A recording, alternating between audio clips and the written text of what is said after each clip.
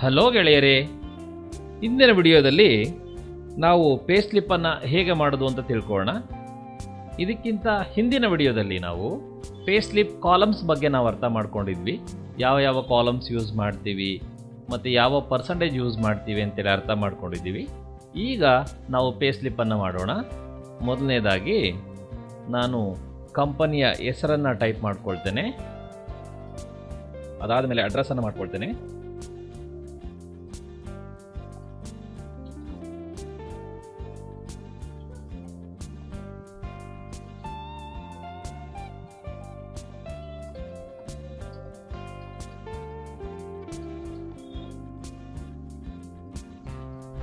Then pay slip for the month of ಅಂತೇಳಿ type ಮಾಡಿ stop ಮಾಡಿ. ಇಲ್ಲಿ ಒಂದು ಗ್ರಾಸ್ ಸ್ಯಾಲರಿ ಕಾಲಮ್ ಇಟ್ಕೊಳ್ಳಿ, ಅವಶ್ಯಕತೆ ಇಲ್ಲ, ಜಸ್ಟ್ ನಿಮಗೆ ಕ್ಯಾಲ್ಕುಲೇಷನ್ ಈಸಿ ಆಗುತ್ತೆ. Employee I D, employee name, ನಾನು ಶಾರ್ಟ್ ಫಾರ್ಮ್ ಅಂತ ತಗೊಳ್ತೀನಿ, ಡಿಸಿಗ್ನೇಷನ್, ಪ್ಲೇಸ್, ಸ್ಪಾಟ್ ಡೇಸ್. ಈ ಕಾಲಮನ್ನು ಗ್ಯಾಪ್ ಕೊಟ್ಕೊಳ್ಳಿ. ಇಲ್ಲಿ UAN number, ESI number, LOP days, work days,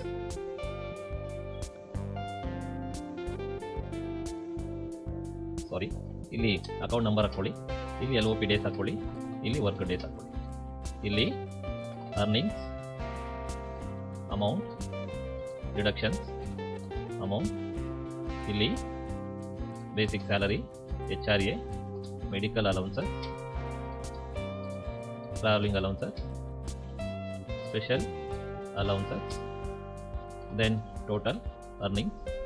ಒಂದು ಕಾಲಮ್ ಗ್ಯಾಪ್ ಬಿಟ್ಕೊಂಡು ಡಿಡಕ್ಷನಲ್ಲಿ EPF amount, ESI amount, P tax ಅಥವಾ ಪ್ರೊಫೆಷನಲ್ ಟ್ಯಾಕ್ಸ್, ಇಲ್ಲಿ ಟೋಟಲ್ ಡಿಡಕ್ಷನ್ಸ್. ನೆಕ್ಸ್ಟ್ ಇಲ್ಲಿ ನೆಟ್ ಸ್ಯಾಲರಿ, ಇಲ್ಲಿ ಇನ್ವರ್ಡ್ಸ್.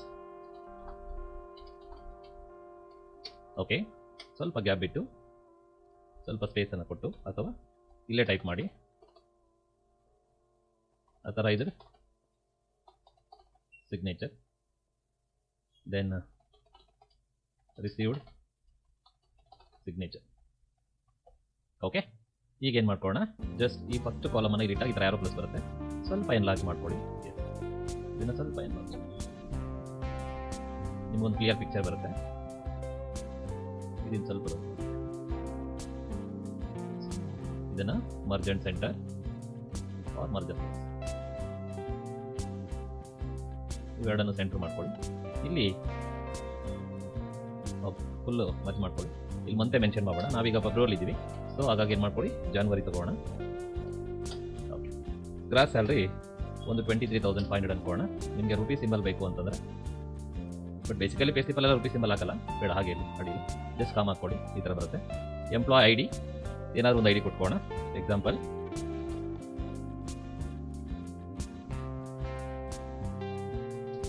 ಓಕೆ, ಈ ಕ್ಯಾಪ್ಸ್ ಮಾಡ್ಕೊಳ್ಳಿ. Employee name Rajesh Sahu, designation manager ಸರೋಡ್, ಪಾರ್ಟ್ ಡೇಸ್ 30 ಕೊಟ್ಕೊಳ್ತೇನೆ. ನಿಮ್ಮ ಮಂತಲ್ಲಿ ಎಷ್ಟು ದಿನ ಇದೆ ಅಂತ. ಇಲ್ಲಿ UAN ನಂಬರ್ ಕೊಡಿ, ಜಸ್ಟ್ ಎಕ್ಸಾಂಪಲ್ ಒಂದು ಸ್ಯಾಂಪಲ್ ಅಷ್ಟೇ. ESI ನಂಬರ್ ಕೊಟ್ಕೊಳ್ಳಿ, ಅಕೌಂಟ್ ನಂಬರ್ ಕೊಟ್ಕೊಳ್ಳಿ,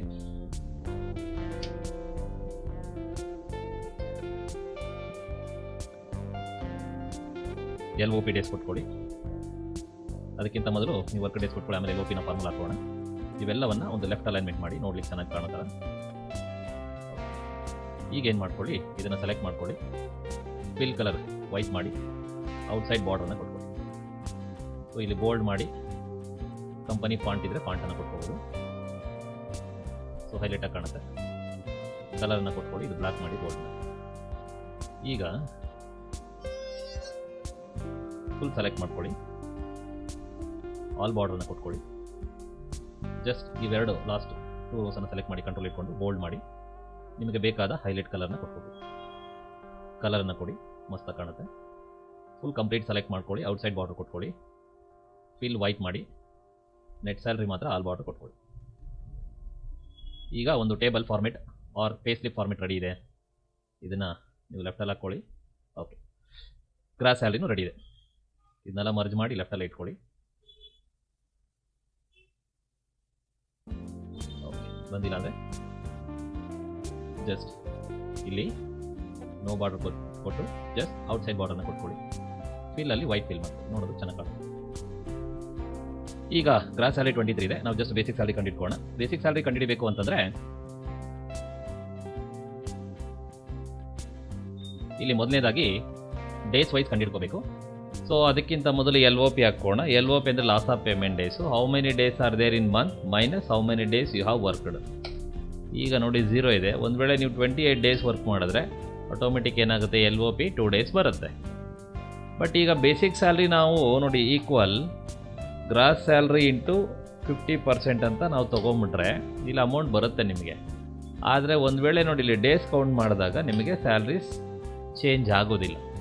ಆ ರೀತಿ ಚೇಂಜ್ ಆಗಬೇಕು ಅಂತಂದರೆ ಫಸ್ಟ್ ಏನು ಮಾಡಬೇಕು, ಡೇ ಸ್ಯಾಲ್ರಿಯನ್ನು ಕಂಡುಹಿಡ್ಕೋಬೇಕು. ಹೆಂಗೆ ಕಂಡುಹಿಡ್ಕೊಳ್ಳೋದು? Very simple. ಇಲ್ಲೊಂದು ಸೈಡಲ್ಲಿ ಕ್ಯಾಲ್ಕುಲೇಷನ್ ಮಾಡೋಣ.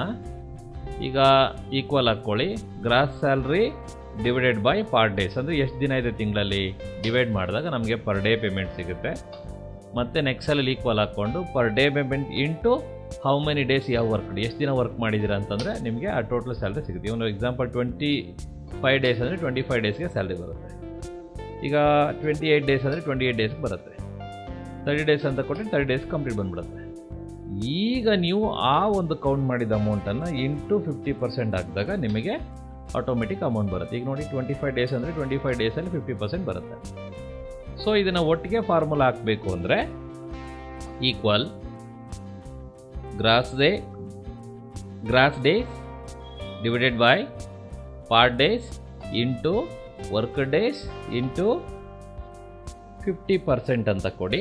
ನಿಮಗೆ ಈ ಒಂದು ಬೇಸಿಕ್ ಸ್ಯಾಲ್ರಿ ಬರುತ್ತೆ. ಈಗ ನೋಡಿ 30 ಡೇಸ್ ಮಾಡಿದ ತಕ್ಷಣ ಅದರಲ್ಲಿ ಆಫ್ ಬಂದುಬಿಡುತ್ತೆ. ಇನ್ನು HRA same as it is ನೆನ್ನೆ ಹೇಳ್ಕೊಟ್ಟ ಹಾಗೆ ಇಂಟು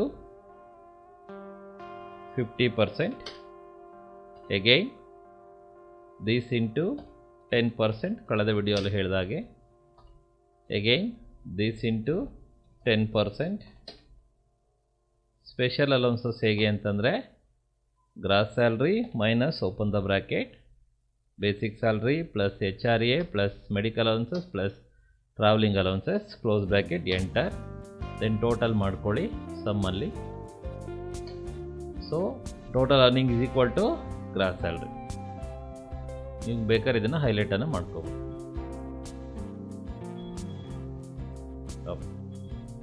ಈಗ EPF ಕಂಡುಹಿಡಬೇಕು ಅಂದರೆ if open the bracket if the basic salary less then 15,000 12% into basic salary otherwise 1,800. Again if open the bracket if the gross salary less than 21,000 1.75% otherwise 0 percent into gross salary otherwise 0. Okay, yes ಕರೆಕ್ಟಾಗಿ ಕೊಟ್ಟಿದ್ದೀವಿ. ಈಗ profession tax if gross salary greater than equal 25,000, 200 rupees otherwise 0. Okay, ಇದನ್ನು select ಮಾಡಿ ಇಲ್ಲಿ just ಕಾಮ ಮೇಲೆ click ಮಾಡ್ಕೊಳ್ಳಿ. ಇದನ್ನು ಟೋಟಲ್ ಮಾಡ್ಕೋಬೇಕಂದ್ರೆ ಆಟೋ ಸಮ್ ಮಾಡ್ಕೊಳ್ಳಿ. ಈಗ ನೆಟ್ ಸ್ಯಾಲ್ರಿ ಕಂಡುಹಿಡಬೇಕು ಅಂದರೆ ಸೊ ನಾವು ರೌಂಡನ್ನು ಯೂಸ್ ಮಾಡೋಣ. Round total earning minus total deduction 0. So ಇಲ್ಲಿ ಅಮೌಂಟ್ ಏನು ಬಂದಿದೆ,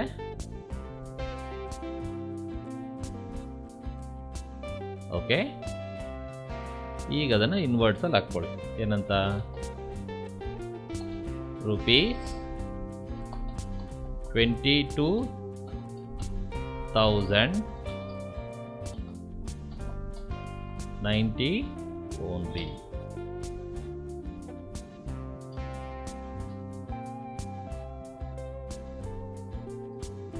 ಓಕೆ, ಈಗ ನಿಮ್ಮ ಪೇ ಸ್ಲಿಪ್ ರೆಡಿ ಆಗಿದೆ.